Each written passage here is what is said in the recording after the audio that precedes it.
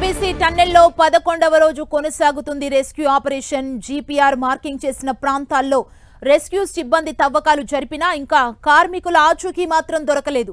మరోవైపు టన్నెల్ లోపల పరిస్థితి మరింత ప్రమాదకరంగా మారినట్లు తెలుస్తోంది. ఎక్కడ పట్టుకున్నా కూడా వెంటనే మట్టి ఊడిపోతున్నట్లు తెలుస్తోంది. దీంతో సహాయక చర్యలకు తీవ్ర ఆటంకం కలుగుతోంది. లోపల నిమిషానికి 5000 లీటర్ల నీరు బయట కుబికొస్తోంది. దీంతో 7.5 HP మోటార్స్తో అధికారులు నీటిని బయటకు పంపుతున్నా పరిస్థితి మాత్రం కంట్రోల్లోకి రావట్లేదన్నట్లు తెలుస్తోంది. అటు కన్వేనర్ బెల్ట్ పునర్ప్రారంభమై అధికారులు దీనికి సంబంధించి ముమ్మరంగా దానిపై ఏర్పాట్లు చేస్తున్నారు.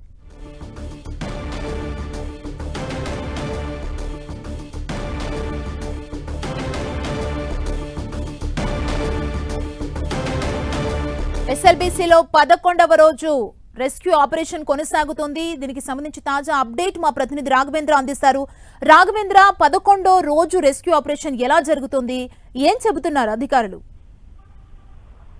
సుమా, ఏదైతే ఎస్ఎల్బీసీ సొరంగంకు సంబంధించినటువంటి సంఘటన జరిగి నేటికి దాదాపు 11వ రోజుకు చేరుకున్నది. 11వ రోజు కూడా రెస్క్యూ ఆపరేషన్ అయితే కొనసాగుతుంది. 11 రోజుల నుంచి నిరంతరముగా ఏదైతే రాత్రి పగలు తేడా లేకుండా అక్కడ పూర్తి స్థాయిలో రెస్క్యూ టీం అంతా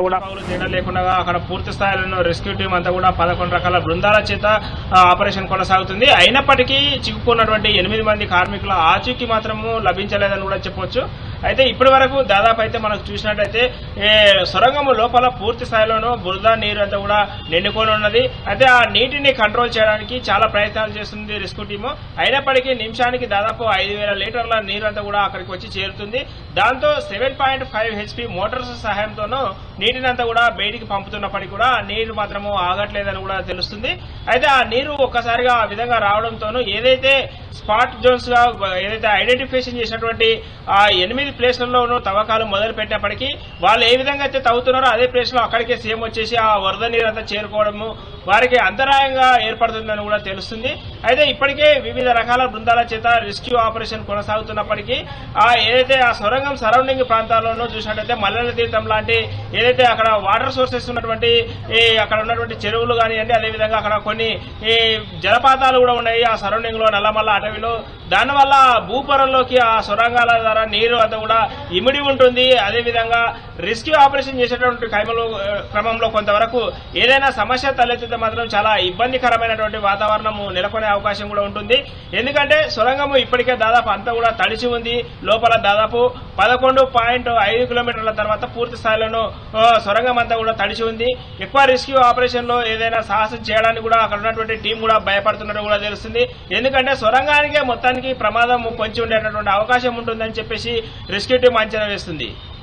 రాఘవేంద్ర, అంటే ఏంటి అసలు ఇప్పటి వరకున్న ఎంతవరకు అది పనులు జరిగాయి, ఏం చెబుతున్నారు? కన్వేయర్ బెల్ట్ కు సంబంధించి ఎంతవరకు వచ్చింది వర్క్?